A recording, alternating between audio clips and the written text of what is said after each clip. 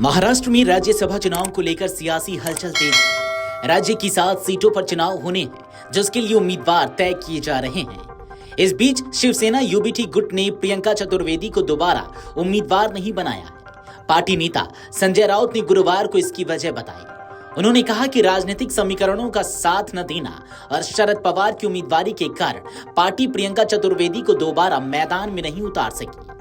Shiv Sena UBT नेता संजय राउत ने कहा कि पार्टी में यह इच्छा थी कि प्रियंका चतुर्वेदी फिर से राज्यसभा जाएं, लेकिन हमारे पास जरूरी संख्या नहीं थी। इसके अलावा शरद पवार जैसे वरिष्ठ नेता के मैदान में आने से यह सीट लड़ना मुश्किल हो गया था। इन्हीं वजहों से हमें यह फैसला लेना पड़ा। संजय राउत ने आगे कहा कि अगर राजनीतिक गणित हमारे पक्ष में होता और पवार साहब चुनाव नहीं लड़ते तो शिवसेना यूबीटी 100% यह सीट लड़ती, तब प्रियंका चतुर्वेदी को दोबारा मौका जरूर दिया जाता।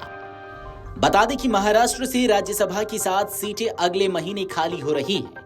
बुधवार को कांग्रेस ने महाराष्ट्र से राज्यसभा की 1 सीट के लिए विपक्षी गठबंधन के उम्मीदवार के तौर पर एनसीपी-एसपी प्रमुख शरद पवार को समर्थन देने की घोषणा की।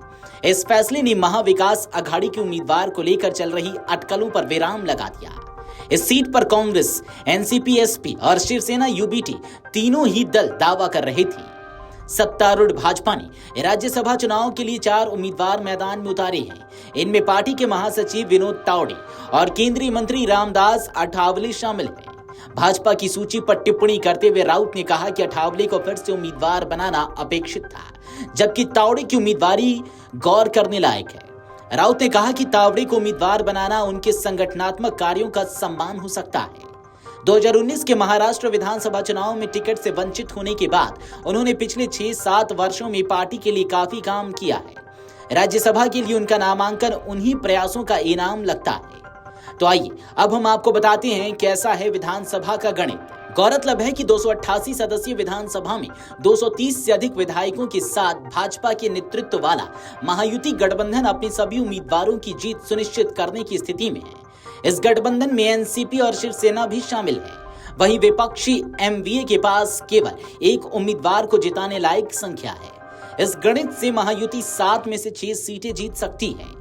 महाराष्ट्र से जिन राज्यसभा सदस्यों का 6 साल का कार्यकाल अप्रैल में समाप्त हो रहा है, उनमें शरद पवार, रामदास अठावले, फौजिया खां, रजनी पाटिल, प्रियंका चतुर्वेदी और धनंजय पाटिल व भगवत कड़ाड शामिल है। इन सीटों के लिए 16 मार्च को सुबह 9 बजे से शाम 4 बजे के बीच मतदान होगा और उसी दिन शाम 5 बजे से मतगणना शुरू होगी। बता दें कि 10 राज्यों की 37 सीटों के लिए राज्यसभा का चुनाव 16 मार्च को होने वाला है। इसी दिन शाम 5 बजे वोटों की गिनती होगी। महाराष्ट्र, उड़ीसा, तमिलनाडु, पश्चिम बंगाल, असम, बिहार, छत्तीसगढ़, हरियाणा, हिमाचल प्रदेश और तेलंगाना से निर्वाचित 37 सदस्यों का कार्यकाल अप्रैल महीने में समाप्त हो जाएगा, जिससे नए सदस्यों के चुनाव के लिए सीटें खाली हो जाएंगी।